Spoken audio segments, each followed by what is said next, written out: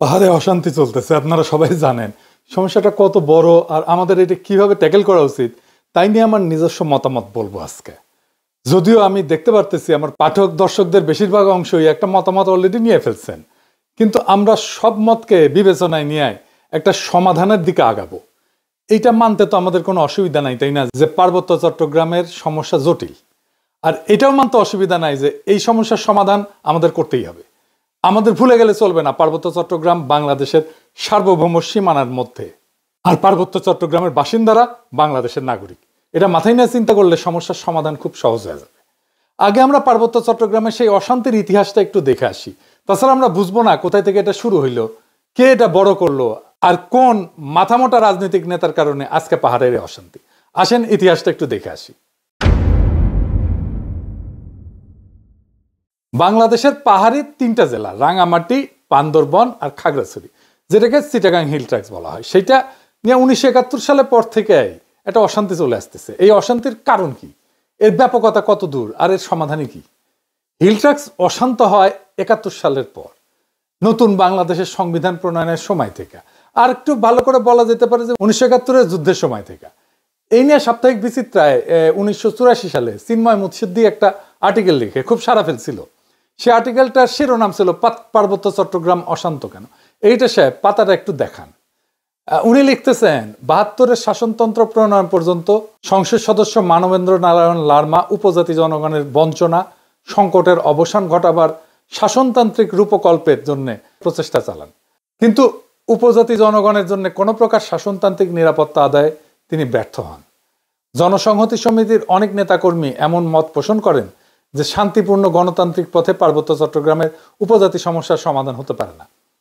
অন্যদিকে মুক্তিযোদ্ধা নামধারী এক শ্রেণীর বাঙালি পার্বত্য চট্টগ্রামে ত্রাসের রাজত্ব চালায় যাচ্ছিল, হত্যা, লুণ্ঠন, নারী ধর্ষণ, জমি দখল ইত্যাদি চালাচ্ছিল নির্বিবাদে। বারবার জানানো সত্ত্বেও এইসব নৃশংস কর্মকাণ্ড দমনের চেষ্টা সরকারিভাবে করা হয়নি। তাহলে শুরু হয়েছে 1971 সাল থেকে। ইন্ডিয়া মনে করতো যে এইখান থেকে সেভেন সিস্টার্সে অস্ত্র যায় মিজো বিচ্ছিন্নতাবাদীদের কাছে, তাই এদিক দিয়া রয়ের তত্ত্বাবধানে স্পেশাল ফ্রন্টিয়ার ফোর্স পাঠায়। 1971-এর সাথে ছিল মুজিব বাহিনী। তারা সাধারণ মানুষকে মাইরা কাইটা গ্রামের পর গ্রাম জ্বালায় দেয়। এটা আমি আলাপ করছি আগের একটা এপিসোডে, এই যে এপিসোড দেখে নিয়েন, তাও আলাপটা আবার করি। আসেন দেখি 1971 থেকে কিভাবে এই অশান্তিটা শুরু হইল। ভারতের তরফ থেকে বাংলাদেশের মুক্তিযুদ্ধে সংশ্লিষ্টতার একটা বড় উপাদান ছিল একটা বিশেষ বাহিনীকে পার্বত্য চট্টগ্রাম দিয়ে অপারেশনে পাঠানো। এইটা করতে চাইছিল। এই বাহিনীর নাম ছিল স্পেশাল ফ্রন্টিয়ার ফোর্স। এটা ছিল রয়ের একটা ফোর্স। জেনারেল উবান ছিলেন এই ফোর্সের প্রথম ইন্সপেক্টর জেনারেল। 1962 সালের শেষ দিকে এই ফোর্সটা গড়ে ওঠে। 71 সালে এই জেনারেল উবানই ছিল মুজিব বাহিনীর প্রশিক্ষক। মুজিব বাহিনী কি ছিল জানেন তো? ছাত্রলীগ, যুবলীগ, আওয়ামী লীগের যৌথ গেরিলা বাহিনী। এরা কিন্তু যুদ্ধ করেনি, আর আজকে তারা মুক্তিযুদ্ধের সিপাহসালার হয়ে গেছে। এই যে ফজা পাগলা, এও মুজিব বাহিনীর কমান্ডার ছিল। উবান শুধু মুজিব বাহিনীর প্রশিক্ষক ছিল না, রক্ষী বাহিনীরও প্রশিক্ষক ছিল। পার্বত্য চট্টগ্রামের চূড়ান্ত অপারেশনের সময় কেবল মুজিব বাহিনী না, স্পেশাল ফ্রন্টিয়ার ফোর্সের নামের ওই আনকনভেনশনাল বাহিনীকে ভারতীয়রা পার্বত্য চট্টগ্রাম দিয়ে বাংলাদেশে ঢুকায় দেয়। এই ফোর্সের দায়িত্ব ছিল চট্টগ্রামে ভারত নিয়ন্ত্রিত মিজোরাম এবং নাগাল্যান্ডের স্বাধীনতা সংগ্রামীদের খুঁজে বের করা এবং নিশ্চিহ্ন করে দেওয়া। এখানেই শেষ না।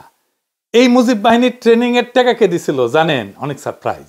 এই মুজিব বাহিনীর ট্রেনিং এর সমস্ত অবকাঠামো, প্রশিক্ষণ সহায়তা দিছিল মার্কিন গোয়েন্দা সংস্থা সিআইএ, এবং এই সিআইএ এর টাকাটা আসছিল ইসরায়েল থেকে। ইসরায়েল থেকে মুজিব বাহিনীর প্রশিক্ষণ কাজে ব্যবহৃত দেরাদুনের অবকাঠামোর প্রায় সবই সিআইএ এর টাকা, যেটা আসলে আসছিল ইসরায়েল থেকে। এবং এই অবকাঠামোটাকে ব্যবহার করা হয় স্পেশাল ফোর্সকে প্রশিক্ষণ দেওয়ার জন্য। হাসিনা কথায় কথায় এখন আমেরিকারে গেলায়, ইসরায়েলকে গেলায়, তাই না? কারণ আমেরিকা ট্রেনিং এ মধু আসছিল। আওয়ামী লীগ প্রচার করে না যে আমাদের মুক্তিযুদ্ধের বিরোধিতা করেছিল আমেরিকা, বলে না দেখেন ট্রেনিং তাইলে কেন দিছিল? ট্রেনিং দিছিল যেন এই মুক্তিযুদ্ধ বামপন্থীদের হাতে চলে না যায়। যাই হোক, স্পেশাল ফ্রন্টিয়ার ফোর্সের সাথে মুজিব বাহিনীর পার্বত্য চট্টগ্রাম দিয়ে অভিযান শুরু হয় নভেম্বরের শেষে। ওরা ত্রিপুরা রাজ্য থেকে পার্বত্য চট্টগ্রামের পানছড়িতে প্রবেশ করে। তো চাকমারা ভাবে যে বাহ, এরা তো আসছে আমাদের স্বাধীন করে দিতে। ওরা অভ্যর্থনা জানাইতে চায়। একটা খাসিও সাথে নিয়ে গেছিল। মুজিব বাহিনী আর স্পেশাল ফ্রন্টিয়ার ফোর্স এই খাসিটা নিছে, কিন্তু অভ্যর্থনাকারী যারা আসছিল সবাইকে হত্যা করছিল। এরপর তারা পানছড়ির পাহাড়ি গ্রামগুলোতে হামলা শুরু করে। বাড়িঘরে লুটপাট চালায়, আগুন লাগায় দেয়, সামনে যাকে পায় তাকেই খুন করে এবং মেয়েদেরকে ধরে ধরে ধর্ষণ করে। তাদের সেই হামলায় সেদিন পানছড়িতেই 32 জন নিহত হয়। তারপরে পানছড়ি থেকে তারা খাগড়াছড়ির দিকে রওনা হয়। যাওয়ার পথে তারা 176টা বাড়িঘর জ্বালায় দেয়। 14 ডিসেম্বরেও তারা 22 জনকে হত্যা করে পাহাড়ি জনগণ। এই ছিল আওয়ামী লীগের মুজিব বাহিনীর মুক্তিযুদ্ধ। এটাই তাদের কন্ট্রিবিউশন। বাংলাদেশ থেকে ভারতীয় সামরিক বাহিনী চলে যাওয়ার সময় তাদের সেনাবাহিনীর একটা ব্রিগেড কিন্তু রেখে দেওয়া হয়েছিল কক্সবাজারে, এবং ওই ব্রিগেড 1972 সালের জুলাই পর্যন্ত পার্বত্য চট্টগ্রামে অপারেশন চালায়, তারপরে দেশে প্রত্যাবর্তন করে। এবং কক্সবাজারে ভারতীয় সেনাবাহিনীর একটা ব্রিগেডের উপস্থিতি গোপন রেখেই 72-এর 12ই মার্চ জানানো হয়েছিল যে বাংলাদেশ থেকে সমস্ত ভারতীয় সৈন্য চলে যাচ্ছে। মুজিব যেদিন জয় বাংলা হয় 1975-এ, সেই সময় পার্বত্য চট্টগ্রামে অপারেশন চালানো একটা ভারতীয় হেলিকপ্টার বিধ্বস্ত হয়, মারা যায় ভারতীয় বিমান বাহিনীর কিছু কর্মকর্তা একই দিনে 1975-এর 15 আগস্ট। মুজিব আসলে মূলত পার্বত্য চট্টগ্রামকে ইন্ডিয়ার হাতে তুলে দিছিল। আর সেই ইতিহাসে আর গেলাম না, কিন্তু এখন পার্বত্য চট্টগ্রাম নিয়ে ইন্ডিয়ার পরিকল্পনা কি আসেন সেটা একটু বুঝে দেখি।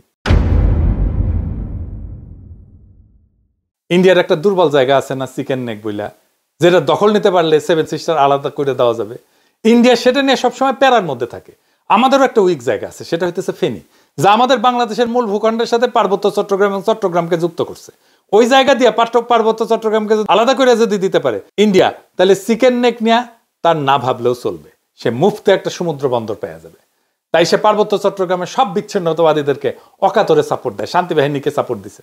তারা জানে পার্বত্য চট্টগ্রাম যদি বিচ্ছিন্ন হয়ে একটা আলাদা রাষ্ট্র হয়, তাহলে এই ল্যান্ড লক একটা অতি ক্ষুদ্র অল্প জনগোষ্ঠীর ভূখণ্ডে ইন্ডিয়ার উপরে পুরো নির্ভর করা ছাড়া কোনো উপায় নেই। আর ওই অংশটা ইন্ডিয়া খাইয়া ফেলতে কোনো সমস্যা হবে না। তবে আমরা এই সমস্যার কথা সবাই জানি কম বেশি। কিন্তু দ্বিতীয় সমস্যাটা কি, এটা খুব জটিল এবং কম আলোচিত। সেই প্রসঙ্গে আমি আরেকটা আলোচনা করে নিই, আপনাদের বুঝতে সুবিধা হবে। হংকং আর চায়না মেনল্যান্ড, এই দুইটা ভূখণ্ড একই দেশের, কিন্তু সিস্টেম আলাদা। হংকং অশান্ত না, আপনি একটা দেশে দুইটা সিস্টেম করলে সেটা অশান্তির বীজ হয়ে থাকে। কারণ দেশ বা রাষ্ট্র একটা শরীরের মতো, এটা একটা রাজনৈতিক অর্থনৈতিক সংহতির দরকার আছে। ইকোনমিক সিস্টেম আলাদা হইলে রাজনৈতিক সংহতি রক্ষা করা দূর হয়ে যায়। কার্ল মার্কস বলছেন যে রাজনীতি হইতেছে অর্থনীতির ঘনীভূত রূপ। একটা দেশের ইকোনমি যেমন, রাজনীতিও তেমন। তো পার্বত্য চট্টগ্রামের ইকোনমি কি আলাদা? হ্যাঁ, আলাদা। ওদের বর্তমান ভূমি মালিকানা ব্যবস্থা খুব জটিল এবং বহুমুখী কাঠামোর উপর প্রতিষ্ঠিত, যা ঐতিহাসিক, সামাজিক এবং সাংস্কৃতিক এবং প্রশাসনিক কারণগুলোর একটা মিশ্রণ। এটা প্রধানত 3টা স্তরে বিভক্ত। একটা হচ্ছে ঐতিহ্যবাহী ভূমি মালিকানা ব্যবস্থা, এটা সবচেয়ে বড় ভূমি ব্যবস্থাপনা। আনুমানিক 50 থেকে 60% জমি ঐতিহ্যবাহী ভূমি ব্যবস্থাপনার মধ্যে পড়ে। 2 নম্বর হইতেছে জনজাতি ভিত্তিক মালিকানা। পার্বত্য অঞ্চলের প্রধান জনগোষ্ঠী যেমন চাকমা, মারমা, ত্রিপুরা এবং অন্যান্য উপজাতি গোষ্ঠীগুলো তাদের নিজস্ব ঐতিহ্যবাহী ভূমি ব্যবস্থাপনা পদ্ধতি অনুসরণ করে। এই ব্যবস্থায় জমির মালিকানা সাধারণত পরিবার বা গোষ্ঠীর মধ্যে থাকে এবং এটা মৌখিক ঐতিহ্য এবং নিয়মের ভিত্তিতে পরিচালিত হয়। জমি ভোগ দখল এবং ব্যবহার করার অধিকার আছে, কিন্তু তা প্রায় আইনগতভাবে নথিভুক্ত নয়, কোনো দলিল নাই। 3 নম্বর হইতেছে জুম চাষের জমি। পাহাড়ি অঞ্চলে জুম চাষের জন্য ভূমি ব্যবহার করা হয়, যা স্থানীয় জনজাতির একটা ঐতিহ্যবাহী কৃষি পদ্ধতি। এইখানে জমি ব্যক্তিগত মালিকানার অধীনে না, বরং এটা গোষ্ঠীগত ব্যবস্থাপনায় পরিচালিত হয়। এটা গেল পাহাড়িদের নিজস্ব মালিকানা পদ্ধতি। 2 নম্বর আছে সরকারি ভূমি মালিকানা। এর মধ্যে আছে সরকার ঘোষিত রিজার্ভ বন। পার্বত্য চট্টগ্রামের বড় একটা অংশ রিজার্ভ ফরেস্ট এবং সংরক্ষিত বন হিসেবে ঘোষিত। এই ভূমি বন বিভাগ দিয়ে নিয়ন্ত্রিত এবং এতে চাষাবাদ বা বসতি স্থাপন নিষিদ্ধ। তবে অনেক এলাকায় স্থানীয় জনগণ ঐতিহ্যগতভাবে এই ভূমি ব্যবহার করছে, এটাও কিন্তু ভূমি বিরোধের একটা কারণ। সরকারি প্রকল্প যেমন ধরুন কাপ্তাই লেক এবং বাঁধ প্রকল্পের জন্য ব্যাপক ভূমি অধিগ্রহণ করা হয়েছিল, যা স্থানীয় জনগণের ভূমি হারানোর অন্যতম কারণ হয়ে দাঁড়িয়েছে। আমরা এই প্রসঙ্গে আজকের আলোচনা করবো না। এটা আনুমানিক 25 থেকে 30% ভূমি সংরক্ষিত বনাঞ্চলের অধীনে সরকারি ব্যবস্থাপনায় আছে। 3 নম্বর হচ্ছে আইনগতভাবে নথিভুক্ত মালিকানা। পাকা দলিলের মাধ্যমে মালিকানা। কিছু কিছু এলাকায় ব্যক্তি বা গোষ্ঠী তাদের জমির দলিল নথিভুক্ত করছে, রেজিস্ট্রি করছে। তবে এইটা পার্বত্য অঞ্চলে খুবই সীমিত এবং সমস্যাযুক্ত, কারণ অনেক জমির মালিকানার বিষয়ে সরকারি রেকর্ড এবং স্থানীয় ঐতিহ্যবাহী নিয়মের মধ্যে সংঘাত আছে। 2001 সালে পার্বত্য চট্টগ্রাম ভূমি বিরোধ নিষ্পত্তি কমিশন গঠিত হয়, যার উদ্দেশ্য ছিল ভূমি বিরোধ সমাধান করা। তবে এটা কখনোই কার্যকরভাবে ভূমি মালিকানা সমস্যার সমাধান করতে পারেনি। কিছু জমি স্থানীয় বা বাঙালি যারা সেটলার গেছে তাদের ব্যক্তিগত মালিকানায় এটা রেজিস্ট্রেশন হয়েছে। এটা খুবই সীমিত এবং বেশিরভাগ ক্ষেত্রেই খুবই সমস্যাজনক। এটার মধ্যে প্রবলেম আছে নানা ধরনের। তো ঐতিহ্যবাহী নিয়ম এবং সরকারি রেজিস্ট্রেশনের মধ্যে যে বিভ্রান্তি, এটার কারণে জমি নিয়ে প্রায় বিরোধ দেখা যায়। আনুমানিক 10 থেকে 15% ভূমি ব্যক্তিগত বা দলিল ভিত্তিক মালিকানার আওতায় আছে। তো এই ভূমি ব্যবস্থার মূল সমস্যাটা কি? পার্বত্য জনগোষ্ঠী তাদের ঐতিহ্যগত নিয়মে জমি ভোগ দখল করলেও তা প্রায়ই সরকারি আইনে স্বীকৃত না। তারপরে উচ্ছেদ হয়, যেমন কাপ্তাই লেকে উচ্ছেদ হয়েছে, স্থানীয় জনগণের জমি হারানোর ঘটনা ঘটছে। রিজার্ভ বনের যে সিস্টেমটা আছে, এটা সংরক্ষিত বন, এখানে স্থানীয় জনগণ চাষাবাদ করতো ঐতিহ্যগতভাবে। তো এটা নিয়ে সরকারের সাথে একটা বিরোধ লেগে থাকে। তো সমতলের অনেকে বলে যে আমরা কেন পার্বত্য চট্টগ্রামে গিয়ে জমি কিনতে পারবো না? সমস্যা বুঝেছেন তো? আপনি কার কাছ থেকে জমি কিনবেন? দলিলই তো নাই। দলিল তো মুখে মুখে, মালিকানা তো আর ব্যক্তির না যে আপনি কারো কাছ থেকে কিনলেন। মালিকানা সামাজিক, প্রায় 60% জমির মালিকানা সামাজিক। এই বাস্তবতাটা তো বুঝতে হবে। এই সমস্যার সমাধান কি? ওয়ান কান্ট্রি টু সিস্টেম ব্যবস্থা আমাদের চালাইতে হবে, যতদিন পর্যন্ত না ব্যাপক সংখ্যাগরিষ্ঠ পাহাড়িরা এই সিস্টেম বদলানোর জন্য দাবি না করে। সিস্টেম যদি বদলাইতে হয় পাহাড়ি জনগোষ্ঠীর দাবির ভিত্তিতে বদলাইতে হবে, তা না, তার আগে না। আমরা অভিজ্ঞতা নিতে পারি হংকং, স্কটল্যান্ড, উত্তর আয়ারল্যান্ডের অভিজ্ঞতা। এইটা কইরা ঐতিহ্যবাহী ভূমি ব্যবস্থাকে আইনি স্বীকৃতি দিতে হবে। পুরো পার্বত্য চট্টগ্রামকে আমরা গ্রিন ইকোনমির আওতায় আনতে পারি, তাহলে অর্থনৈতিক উন্নয়ন আর স্বাতন্ত্র্য 2 লক্ষই অর্জিত হবে। পার্বত্য চট্টগ্রামে ব্যাপক অর্থনৈতিক উন্নয়ন করলে, পাহাড়িদের আয় আর জীবনযাত্রার মান বাড়লে বেশিরভাগ সমস্যার সমাধান হয়ে যাবে। আসলে আমাদের সমস্যার মূলে হচ্ছে দারিদ্র। এইটা দূর করেন, সব দূর হয়ে যাবে। যাই হোক, আগের আলাপে ফিরে আসি, ওটাও জরুরি। ওই যে 3টে জেলার কথা বলছি, যে রাঙামাটি, বান্দরবন, খাগড়াছড়ি, এই 3টে জেলা আগে ব্রিটিশ এবং পাকিস্তান আমলে একটা জেলা ছিল, যার নাম ছিল চিটাগাং হিল ট্র্যাক্টস। এই 3টে জেলা অমুসলিম সংখ্যাগরিষ্ঠ হওয়া সত্ত্বেও 1947 সালে স্যার সিরিল র্যাডক্লিফ যে ভাগ করে দিছিল ইন্ডিয়া পাকিস্তান, এই জেলাকে পাকিস্তানকে দিয়ে দেয়। কারণ এই জেলার সাথে ভারতের পার্শ্ববর্তী রাজ্য মিজোরাম আর ত্রিপুরার কোনো স্থল বা নৌ যোগাযোগ ছিল না, এখনো নাই প্রায়, যেটা আছে খুবই সামান্য, এটা উল্লেখ করার মতো না। এই জেলার যোগাযোগ ব্যবস্থা চট্টগ্রামের সাথে জড়িত হয় অর্থনৈতিক বাস্তবতার কারণে। এই জেলাকে চট্টগ্রামের সাথে পাকিস্তানে দিয়ে দেওয়া হয়। হুদাহুদি এই জেলাকে মিজোরামের সাথে জুড়ে দিয়ে যাতায়াত ব্যবস্থা কাট করে না খাওয়া মরার তো কোনো কারণ নাই। পাকিস্তানে এই জেলাকে দেওয়ার কারণে এখানে কোনো উল্লেখযোগ্য বিদ্রোহ বা আন্দোলন কিছুই হয় না। 1948 সালে কায়দে আজম মোহাম্মদ আলী জিন্নাহ যখন পূর্ব পাকিস্তানে আসেন, তখন উনি ঢাকায় সফর শেষে করে চট্টগ্রামে যান। সেখানে গেলে হিল ট্র্যাক্টস জেলার বিভিন্ন ট্রাইবাল লিডাররা তার সাথে দেখা করেন। এই ঘটনার বিবরণ চাকমার আজাদ ত্রিদীপ রায়ের বই দ্য ডিপার্টেড মেলোডিতে আছে। তো জিন্নাহর সাথে সেই মিটিংয়ে ট্রাইবাল লিডাররা তাদের জন্য অটোনমি দাবি করে একটা প্রস্তাব পেশ করেন। জিন্নাহ সেটা একবার পইরাই অ্যাপ্রুভ করে দেন, অনুমোদন করে দেন, পুরোপুরি একবার পইরা। পাকিস্তান আমলে পাকিস্তান এই ট্রাইবগুলোকে অটোনমাস হিসেবে রাখছিল, স্বায়ত্তশাসিত, এবং পাকিস্তানের সংবিধানেও এই অটোনমির স্বীকৃতি ছিল। এটা পাকিস্তানের 62 সালের সংবিধানের 223 নম্বর আর্টিকেল, যেখানে বলা আছে সেন্ট্রাল কিংবা প্রদেশের আইনসভা দ্বারা বানানো আইন ট্রাইবাল এলাকায় প্রযোজ্য হবে না। রাষ্ট্রপতি বা প্রেসিডেন্ট বিশেষ জরুরি পরিস্থিতিতে বিভিন্ন রেগুলেশন জারি করতে পারেন। এর ফলে পাকিস্তানের ট্রাইবাল এলাকাগুলোর গোত্রগুলা সর্দার দিয়ে স্বায়ত্তশাসিত ছিল। পাকিস্তানে কিন্তু খালি একটাই ট্রাইবাল এলাকা ছিল না, পশ্চিম পাকিস্তানেও সীমান্ত প্রদেশে অনেকগুলো পাঠান আর বালুচ ট্রাইব আছে, যারা তখন স্বায়ত্তশাসিত ছিল। যেমন ধরেন ডির, সোয়াত, চিত্রাল। পশ্চিম পাকিস্তানের এইসব জেলায় অনেক পাঠান ট্রাইব আছে। পাকিস্তানের সীমান্তবর্তী আরো এলাকা আছে, যেমন ধরেন বাজাউর, তারপরে মোহাম্মদ, তারপরে ওরাকজাই, তারপরে ওয়াজিরিস্তান, তারপরে কুররাম, তারপরে খাইবার, যেখানকার ট্রাইবগুলো সম্পূর্ণ স্বায়ত্তশাসিত ছিল। এই এলাকাকে পাকিস্তানে বলা হয় FATA, ফাটা, মানে ফেডারেলি অ্যাডমিনিস্ট্রার্ড ট্রাইবাল এজেন্সি। এইটা পাকিস্তানের উত্তর পশ্চিম সীমান্ত প্রদেশের সরকারের জুরিসডিকশনের বাইরে ছিল। এদের জন্য আলাদা পেনাল কোড ছিল, যেখানে গোত্রপতিরা নিজেদের কালচার আর বিচার ব্যবস্থা অনুযায়ী বিচার করে সেটা রায় কার্যকর করতে পারত। সেটার নাম ছিল ফ্রন্টিয়ার ক্রাইমস রেগুলেশন বা FCR। পাকিস্তানের 2018 সালে FATA কে খাইবার পাখতুনখোয়া প্রদেশের সাথে একীভূত করা হয়। তো তাইলে যেইটা পাকিস্তান আমলে শান্ত ছিল, এটা ঝামেলা শুরু হইলো এই উগ্র বাঙালি জাতীয়তাবাদের নাম করে। পাকিস্তান ভাঙার পর থেকে রাজা ত্রিদিপ রায় তার বইতে লিখছে এইসব। বাংলাদেশ পাকিস্তান থেকে বিচ্ছিন্ন হওয়ার পর যখন নতুন সংবিধান প্রণয়ন হচ্ছে, তখন ট্রাইবাল লিডাররা আবার সরহদি বডিগার্ডের সাথে দেখা করে সংবিধানে পাকিস্তানের মতো কইরা তাদের আগের স্বায়ত্তশাসনের ধারা গ্যারান্টি চায়। তো বডিগার্ড তাদেরকে কি কইছিল জানেন? কি উত্তর দিছিল জানেন না? কইছিল কোনো স্বায়ত্তশাসনের প্রয়োজন নাই, তোরা সব বাঙালি হয়ে যা। বডিগার্ড আর আওয়ামী লীগ যে কি পরিমাণে বুর্বক, বেকুব, মাথা মোটা, ফ্যাসিস্ট, এটা তার সামান্য একটা উদাহরণ। কেন তা একটা জাতি বা ট্রাইব তার সবকিছু পাল্টায় বাঙালি হয়ে যাবে? বডিগার্ড তো এর মধ্যে অবাঙালি, বিহারি আর অমুসলিমদের কচুকাটা করিয়া গণহত্যা চালায়, তাদের নাগরিকত্ব বাতিল করে, ঘর বাড়ি জমি জমা রাষ্ট্রীয়ভাবে বাজেয়াপ্ত করে নিজের চামুন্ডারদের মধ্যে বিতরণ করে দিছিল। এই যে পাদের সিদ্দিকি আছে না, পাদের সিদ্দিকি যে বাসায় থাকে, ওই বাসাটা বিহারিদের বাসা। এই যে জিল্লুর রহমান ছিল না, এই যে পাপনের বাপ, ও বাসাটাও বিহারিদের বাসা। সবগুলো আওয়ামী লীগ দখল করে নিয়েছিল। এমনকি এই যে সিপিবির পুরানা পল্টনের অফিস, ওটাও বিহারিদের বাসা ছিল। এরপরে ফ্যাসিস্টদের রুলবুক অনুযায়ী অবাঙালি মুসলমানদের নাজি কনসেন্ট্রেশন ক্যাম্পের মতো করে ক্যাম্পে ঢুকায়। স্বাভাবিকভাবে পাহাড়ি ট্রাইবগুলা এই সমস্ত দেখা প্রমাদ গণে এবং এখান থেকে শুরু হয় অসন্তোষ আর ক্ষোভ। তো মুজিবের আমলে তো আমরা জানি ভারতীয় আর্মি পাঠায়, পাহাড়ে নিজের দাপট বজায় রাখে। এরপর বডিগার্ডের ফুটা হয়ে গেলে 15ই আগস্টে, 75-এর 15 আগস্টে ভারত মাতা তার সাপোর্ট উঠায় না। এর ফলে মুজিবের যে বপন করা যে বিদ্বেষ ঘৃণার বীজ, সেটা দিয়ে গাছ তৈরি হয়, সেটা থেকে বাংলাদেশ ভোগা শুরু করে। দুঃখজনক হলেও সত্য যে মুজিব জয় বাংলা হওয়ার পরেও বাংলাদেশে আওয়ামী উগ্র বাঙালি জাতীয়তাবাদের বয়ান জয় বাংলা হয় নাই। এখনো 2025 সালে সেই বয়ানকে আমাদের জয় বাংলা করা লাগতেছে।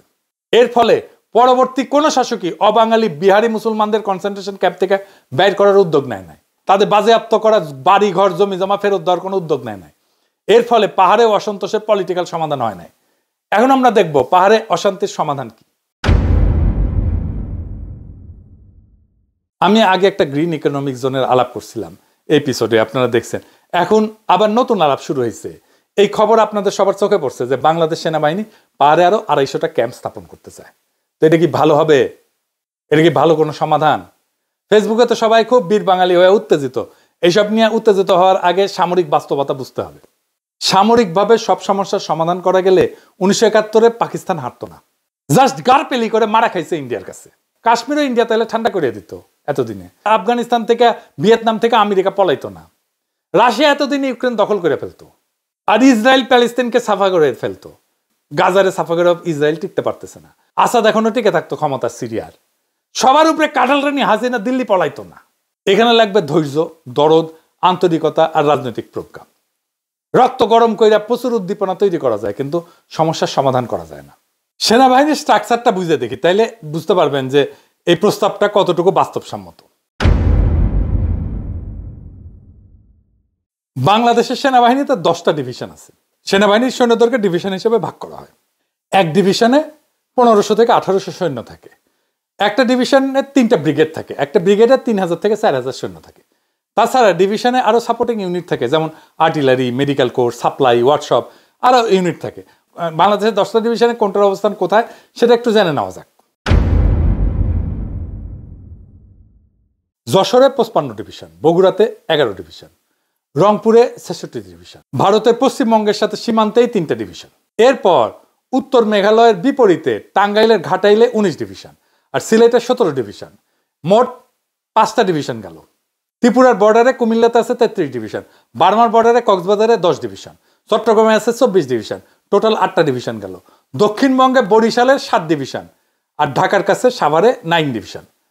তো পাহাড়ে বাংলাদেশ সামরিক বাহিনীর 24 ডিভিশন নিয়োজিত, যাদের হেডকোয়ার্টার হচ্ছে চট্টগ্রাম ক্যান্টনমেন্ট। চট্টগ্রামে হিল ট্রাক্সে সেনা মোতায়েন করা আছে কিভাবে? চট্টগ্রাম হিল ট্রাক্সে নিয়োজিত আছে 24 ইনফ্যান্ট্রি ডিভিশন এবং এখানে তারা কাউন্টার ইনসার্জেন্সি মুডে পরিচালিত হয়।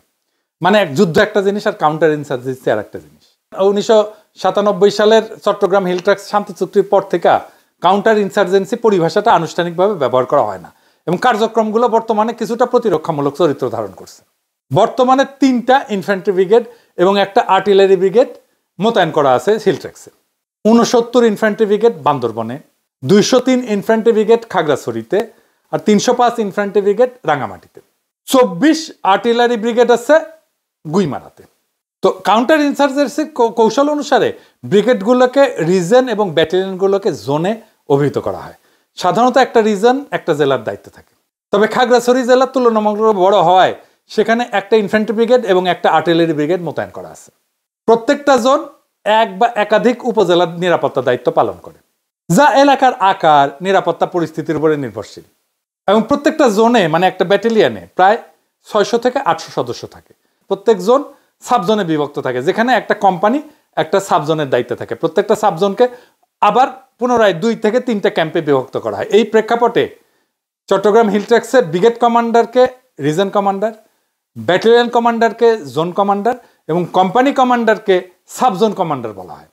একটা ক্যাম্পে সাধারণত 30 থেকে 50 জন সেনা সদস্য থাকে এবং একজন অফিসারের দায়িত্বে থাকে। ক্যাম্প সাধারণত একটা প্লাটুনের কিছু বেশি শক্তি দিয়ে গঠিত হয়। সেনা ক্যাম্পের পাশাপাশি চট্টগ্রাম হিল ট্র্যাক্সে বিজেপি থাকে, সশস্ত্র পুলিশ থাকে, আনসার বাহিনীর ক্যাম্পও থাকে। নিরাপত্তা কার্যক্রম পরিচালনার ক্ষেত্রে এইসব ক্যাম্প সেনাবাহিনীর অপারেশন কমান্ডের অধীনে থাকে। এই কাউন্টার ইনসার্জেন্সি কার্যক্রমে চিটাগাং হিল ট্র্যাক্সে সেনাবাহিনীর মৌলিক ইউনিট হচ্ছে একটা ক্যাম্প। প্রত্যেকটা ক্যাম্পের নির্দিষ্ট দায়িত্বপূর্ণ এলাকা থাকে। ওই এলাকায় তারা নিয়মিত বিশেষ টহল পরিচালনা করে, সড়ক পথের নিরাপত্তা নিশ্চিত করে এবং সামগ্রিক আইন শৃঙ্খলা পরিস্থিতি নিয়ন্ত্রণে রাখে। অন্যদিকে সশস্ত্র পুলিশ এবং আনসার সাধারণত স্থায়ী পোস্ট পরিচালনা করে। তো তাইলে একটা ডিভিশনে আমরা হিসাব করে দেখতে পারি এক প্ল্যাটুনে 30 থেকে 35 জন সৈন্য থাকে। আমাদের 24 ডিভিশনে পুরোটাই পাহাড়ে ডিপ্লয়েড বিভিন্ন ক্যাম্পে। আরো নতুন 250টার মতো ক্যাম্প, মানে 250টা নতুন প্ল্যাটুন লাগবে, তাই না? তা আকাশ থেকে আসবে না। অর্থাৎ এই দাবি মিটাইতে গেলে পাহাড়ের চট্টগ্রামের 24 ডিভিশন ছাড়াও আরো 2টা ডিভিশন ডিপ্লয় করতে হবে। এই ডিভিশন আসবে কোত্থেকে? পাহাড়ে অতিরিক্ত 2টা ডিভিশন মোতায়েন করা মানে ভারতের সাথে আমাদের সীমান্ত থেকে 2টা ডিভিশন পুল আউট করতে হবে, করে সেটাকে পাহাড়ে ডিপ্লয় করা লাগবে। এর ফলে ভারতের সাথে সীমান্ত এলাকায় 2টা সীমান্ত এলাকা খালি হয়ে যাবে, 2টা ডিভিশন খালি, 2টা ক্যান্টনমেন্ট ফাঁকা হয়ে যাবে রে ভাই। এইটা কেমনে আপনারা চিন্তা করলেন? তাও এটা আর্মি থেকে সিদ্ধান্ত দেওয়া হয়েছে, তাও আর্মি থেকে চাওয়া হয়েছে। এটা কোনোভাবে কোনো দূরদর্শী সিদ্ধান্ত না, বরং আত্মঘাতী একটা সিদ্ধান্ত। পাহাড়ে আমাদের যেটা হইতেছে সেটা কত ইনসিগনিফিক্যান্ট, এটা কোনো বড় ধরনের ইনসার্জেন্সিও না। এটা আলাপে একটু পরে আসতেছি। ভারত যদি দেখে যে আমরা এই সামান্য একটুতে হয়েছে সামলাইতে পুরা 3টা ডিভিশন মোতায়েন করছি, তখন ভারত তো পাহাড়ে আরো অশান্তি করবে, 100 গুণ বাড়াই দিবে। তখন হুজুরে দাবি উঠবে যে পাহাড়ে আরো সেনা মোতায়েন করতে হবে, আমাদের পুরা পাহাড় সেনা দিয়ে ভর্তি হয়ে যাবে। এর ফলে ভারত আমাদের সীমান্তে অবশিষ্ট বাকি 6টা ডিভিশনকে পাহাড়ে মোতায়েন করা লাগবে, পুরা সেনাবাহিনী পাহাড়ে নিয়ে যেতে হবে। সীমানা পুরোপুরি অরক্ষিত করে ফেললাম। বাংলাদেশের পুরা সামরিক বাহিনী পাহাড়ের একটা স্যাকের মধ্যে ঢুকে যাবে। এটা সামরিক দিক দিয়ে অত্যন্ত একটা ভুল চাল, এবং এটাই চাই ইন্ডিয়া। আর দেখেন সবাই লাফাইতেছে ইন্ডিয়া কিভাবে আমাদের কাঁধে বন্দুক রেখা দেখেন আমাদের উপরে গুলি চালাইতেছে, দেখেছেন? ভয়ে কেউ কিছু কইবে না এটার বিরুদ্ধে, পাবলিক সেন্টিমেন্টের ভয়ে। আমাদের তো মূল সীমানা পাহাড় না, সমতল ভূমি, যেখানে দেশের 98% জমি জমা অর্থনীতি আছে। আমাদের সামরিক প্রতিরক্ষার মূল পলিসি হওয়া উচিত সমতল ভূমি ভারতের আগ্রাসন থেকে রক্ষা করা। চট্টগ্রাম হিল ট্র্যাক্সের বাংলাদেশ থেকে বিচ্ছিন্ন হওয়ার সামরিক সম্ভাবনা কি আছে? কোনো সম্ভাবনা নেই, শূন্য। কেন শূন্য? কারণ চট্টগ্রাম হিল ট্র্যাক্সের যোগাযোগ ব্যবস্থা পুরোপুরি চট্টগ্রামের সাথে জড়িত। যেখান থেকে খাদ্যদ্রব্য থেকে শুরু করে জীবনযাপনের সবকিছু চট্টগ্রামের রাস্তা দিয়ে ঢুকে। সামরিক বাহিনী চট্টগ্রাম দিয়ে সেখানে যায়। ভারতের সাথে আমাদের হিল ট্র্যাক্সের কোনো উল্লেখযোগ্য যোগাযোগ ব্যবস্থা নেই। আপনারা জানেন, আমার আগের এপিসোডে আমি দেখাইছি না, যোগাযোগ ব্যবস্থাতে সামরিক অভিযানের মূল বিষয়। কোন দিক দিয়ে আর্মি আসবে ইন্ডিয়া থেকে? কোথা দিয়ে আসতে পারবে না, কোনো যোগাযোগ ব্যবস্থা নাই। কিছু মেঠো পথ আছে, ওই দিকের সীমান্ত অত্যন্ত দুর্গম হওয়াতে সেখানে বড় কোনো রাস্তাঘাট একদম নাই। এর ফলে ভারতের পক্ষে ওই সীমান্ত দিয়ে হিল ট্র্যাক্সের সামরিক অভিযান চালানো একেবারে অসম্ভব কাজ। এটা লজিস্টিক্যাল দিক দিয়ে ভারতের পক্ষে সম্ভব না। ওই দিক দিয়ে ভারতের আর্মির কোনো ট্রাক লট বহর টেনে আনা সম্ভব না। আর ভারতের মিজোরামের সাথে নিজেদের যোগাযোগ ব্যবস্থা দুর্গম। ভারত যদি প্রত্যক্ষভাবে সামরিক আগ্রাসন না চালায়, তাহলে হিল ট্র্যাক্সের বিচ্ছিন্ন হওয়ার সম্ভাবনা শূন্যের চেয়েও কম। যদি ভারত অল্প কিছু পদাতিক সৈন্য দিয়ে হামলা করে, যেমন 71 সালে করছিল স্পেশাল ফ্রন্টিয়ার ফোর্স, ওরা কিন্তু কোনো যুদ্ধ করে নাই। মুজিব বাহিনীর সাথে ওরা কিন্তু যুদ্ধ করে নাই, কোনো সামরিক অপারেশন করে নাই। নিরীহ গ্রামবাসীদেরকে মারছে আর লুটপাট করছে। ওইটাকে সামরিকভাবে মোকাবেলা করা আমাদের আর্মির জন্য কোনো ব্যাপারই না। এবার দেখি পাহাড়ে যেটা হইতেছে সেটা কি ইনসার্জেন্সির কোন স্টেজের মধ্যে পড়ে? আমার দেশের প্রতিবেদনে বলা হয়েছে চাঁদানা অপহরণ ও হত্যার সাথে জড়িত ইউপিডিএফ 2009 থেকে এ পর্যন্ত 332 জনকে অপহরণ করছে সংগঠনটা। এর মধ্যে পাহাড়িরাও ছিলেন। সর্বশেষ চট্টগ্রাম বিশ্ববিদ্যালয়ের 5 শিক্ষার্থীকে অপহরণ করার ঘটনা ঘটে। তাদের হাতে 2009 সাল থেকে এই পর্যন্ত 89 জন হত্যার শিকার হয়েছেন। যাদের মধ্যে ক্ষুদ্র নৃগোষ্ঠী সদস্য যেমন আছে, তেমনি সেনাবাহিনীর 16 সদস্য আছে। 2009 সাল থেকে এখন পর্যন্ত দীর্ঘ 17 বছরে বিদ্রোহীদের হাতে হত্যার শিকার হয়েছে 89 জন। আর সেনাবাহিনীর কতজন? 16 জন, মাত্র 16 জন। এর চেয়ে বেশি মানুষ ডেঙ্গু, ম্যালেরিয়া, যক্ষা, ডিপথেরিয়া, হুপিং কফ এটাতে মারা গেছে। যারা মারা গেছে আমি তাদের প্রতি সম্মান রেখেই বলতেছি, তাদের আত্মত্যাগকে আমি গভীর শ্রদ্ধা জানাই বলতেছি। সবকিছুর একটা তো মাত্রা আছে, মাত্রা জ্ঞান হারায় ফেললে তো মানুষ কাণ্ডজ্ঞান হারায় ফেলে। জাতিসংঘের মিশনে সেনাবাহিনীর 166 জন সদস্য নিহত হয়েছে, 10 গুণেরও বেশি। পাহাড়ে যে ক্রাইম স্ট্যাটিস্টিক্স, সেটা কোনো ইনসার্জেন্সির সংজ্ঞায় পড়ে না। আসল ইনসার্জেন্সি কাকে বলে জানেন? আসেন সেটা দেখি ইনসার্জেন্সি কি। আফগানিস্তানে পশতুন পাঠান ট্রাইবগুলো আমেরিকা এবং নেটোর বিরুদ্ধে যেটা করছে সেটা হইতেছে আসল ইনসার্জেন্সি। সেখানে ক্যাজুয়ালিটি কত হয়েছে শুনবেন? 2001 থেকে 2021 সাল পর্যন্ত এই 20 বছরে আমেরিকা এবং তার মিত্রদের 70,000-এর বেশি সৈন্য মারা গেছে। হ্যাঁ, 70,000-এর বেশি, বছরে গড়ে 3,500। আহত যে কত হয়েছে আল্লাহ মালুম। ওইটারে বলা হয় ইনসার্জেন্সি। বাংলাদেশে পাহাড়ে যে অশান্তি, সেটাকে হুদাহুদি ইনসার্জেন্সি নাম দিয়া সীমানা খালি করে সেখানে 3 ডিভিশন সৈন্য ডিপ্লয় করা পাগলামোর ছাড়া আর কিছু না। পাহাড়ে যে ক্রাইম আছে সেটার জন্য পুলিশকে উপযুক্ত ট্রেনিং দিয়ে ব্যবহার করা উচিত। আর ক্রাইম মোকাবেলা করার জন্য সবচেয়ে বেশি দরকার গোয়েন্দা তথ্য, মানে ইন্টেলিজেন্স। সিভিল ক্রাইম ফাইট করার জন্য আর্টিলারি বা কামানের গোলা লাগে না। সেনাবাহিনীকে দিয়ে ক্রাইম ফাইট করানো ভুল কাজ। সেনাবাহিনী যদি চোর ডাকাত ধরে আর অন্য দেশের সামরিক বাহিনীর ভারী অস্ত্র ট্যাঙ্ক মোকাবেলা করার প্রশিক্ষণ না নিয়ে রাস্তাঘাটে ডাকাত ধরার জন্য টহল দিতে থাকে, তাহলে তো পুরা সেনাবাহিনী নষ্ট হয়ে যাবে। এসব পুলিশের কাজ। দরকার হলে পুলিশের লোক বল বাড়ানো উচিত, পুলিশের ইন্টেলিজেন্স কালেকশন ক্যাপাসিটি বাড়ানো উচিত, পুলিশের গোয়েন্দা সক্ষমতা বাড়ানো উচিত, পুলিশের বাজেট বাড়ানো উচিত। এই সমস্ত কাজে সেনাবাহিনী ব্যবহার একদম বন্ধ করা উচিত। এই জন্য আমি বলি সেনাবাহিনী এখন থেকে ব্যারাকে ফিরে যাক, কোনো দরকার নাই ম্যাজিস্ট্রেসি পাওয়ার নিয়ে মাঠে থাকার। এরপর বলা আছে পাহাড়ে বিভিন্ন গ্রুপ চাঁদা তোলে, সে চাঁদার পরিমাণ কত? আমার দেশের রিপোর্টে আছে সব গ্রুপ মিলে 3 জেলাতে সারা বছর চাঁদা তুলছে 350 কোটি টাকা। হ্যাঁ, হাসমো না কানমো? হ্যাঁ, এডিটার সাহেব এরা ঘোড়ার হাসি দেন, আমার তো হাসি আসছে না, হাসার চেষ্টা করলাম, জানেন না ঘোড়ার হাসি। ঢাকা শহরে শুধু পরিবহন খাতে সারা বছরের চাইতে অন্তত 10 কোটি টাকা বেশি চাঁদাবাজি হয়। দৈনিক 1 কোটি টাকা চাঁদা ওঠে এখান থেকে। হাসিনার পিয়ন 400 কোটি টাকা কামাইছে। পাহাড়ের সমগ্র গোষ্ঠী মিলে সারা বছর যা চাঁদাবাজি করে, খালি পিয়ন তার চেয়ে বেশি চাঁদাবাজি করে। তাহলে পাহাড়ে অশান্তির সমাধান কি? পাহাড়ে যেই সমস্যা সেটা পলিটিক্যাল প্রবলেম, মিলিটারি প্রবলেম না। পলিটিক্যাল প্রবলেমের সমাধান পলিটিক্যাল ভাবে হওয়া উচিত, সামরিক ভাবে না। তো কি পলিটিক্যাল সমাধান আছে? পাকিস্তান আমলের মতো ট্রাইবগুলোকে অটোনমি দিয়ে দেওয়াই সবচেয়ে বেস্ট পলিটিক্যাল সলিউশন। এই অটোনমিকে সাংবিধানিকভাবে স্বীকৃতি দেওয়া উচিত। সংবিধানে পাকিস্তান আমলের মতো এই অটোনমির ব্যাপারে সাংবিধানিক ধারা যোগ করা উচিত। খালি আওয়ামী উগ্র বাঙালি জাতীয়তাবাদের নামে পাহাড়ে এই ট্রাইবগুলার অটোনমি কেড়ে নেওয়ার ছিল অত্যন্ত ফ্যাসিস্ট এবং বোকামিপূর্ণ সিদ্ধান্ত, যেটা আমরা আজও কন্টিনিউ করতেছি। এই আওয়ামী বাঙালি জাতীয়তাবাদী বয়ানের খপ্পরে পইরা আমরা অসংখ্য অবাঙালি মুসলমান বিহারীদেরকে গণহত্যা করে কনসেন্ট্রেশন ক্যাম্পে ঢুকে একদম শেষ করে দিছি। বহুত বাঙালি আনা 54 বছর, এবার থামা উচিত। এই বাঙালি আনা বন্ধ করা উচিত। পাকিস্তান আমলে যখন 2 পাকিস্তানের ট্রাইবগুলো অটোনমাস ছিল, তখন তো পাকিস্তানিরা বলে নাই যে ট্রাইবগুলো বিচ্ছিন্ন হয়ে যাবে। তাদের মধ্যে তো অমূলক ভয় কাজ করে নাই। এই সমস্ত সম্পূর্ণ ভিত্তিহীন কথাবার্তা। আসল স্টেটসম্যানের পরিচয় হচ্ছে এই সমস্ত ব্যাপারকে প্রজ্ঞার সাথে ডিল করা, হুজুগে বা আবেগে না চলা। আর্মি কেমনে 250 ক্যাম্প করার প্রপোজাল দিছে, এটা আমার মাথায় আসতেছে না। ভারতে যে ব্রিটিশ এম্পায়ার এত বড় ছিল, যেটা ইতিহাসে কেউ করতে পারে নাই। অশোক বলেন, আওরঙ্গজেব বলেন, কেউ এত বড় সাম্রাজ্য শাসন করে নাই। সেই ব্রিটিশ সাম্রাজ্য কত বড় সামরিক বাহিনী দিয়ে রক্ষা করা হইতো জানেন? 1900 সালে সমস্ত ভারতে ব্রিটিশদের ইন্ডিয়ান আর্মির সৈন্য ছিল 2.25 লাখ, যার মধ্যে 74,000 ছিল গোড়া সৈন্য, মানে সাদা চামড়া। বাকি 1.5 লক্ষ ছিল নেটিভ ইন্ডিয়ান সিপাই। ইংরেজদের সাম্রাজ্য বানানোর পিছনে সবচেয়ে বড় কারণ হচ্ছে তাদের স্টেটসম্যানশিপ আর ডিপ্লোমেসি। ইংরেজরা খালি গায়ের জোরে এত বড় সাম্রাজ্য বানায় নাই, তারা অসংখ্য নেটিভ রাজ্য, নেটিভ ট্রাইবকে সম্পূর্ণ অটোনমি দিয়ে রাখছিল, যাদেরকে প্রিন্সলি স্টেট বলা হইতো। এদের সংখ্যা ছিল 565টা। বড় কিছু রাজ্য ছিল যেমন হায়দ্রাবাদ, মহীশূর, জম্মু কাশ্মীর, গোয়ালিয়র, ভোপাল। ছোট ছোট অসংখ্য রাজ্যও ছিল। আমাদের এইদিকে ছিল ত্রিপুরা আর কুচবিহার। এরকম প্রিন্সলি স্টেট ছিল। ইংরেজরা খালি এদের পররাষ্ট্রনীতি আর প্রতিরক্ষার দায়িত্ব ছিল। বাকি সবকিছুর দায়িত্ব নেটিভ রাজ্যগুলো নিজেরা নিজেদের মতো করে নিজেদের প্রথা অনুযায়ী কর তুইলা সেইটা নিজেরাই খরচ করত। ইংরেজরা এই সমস্ত রাজ্য থেকে কোনো কর নিত না, খুব সামান্য ইনসিগনিফিকেন্ট পরিমাণে একটা ট্রিবিউট নিত।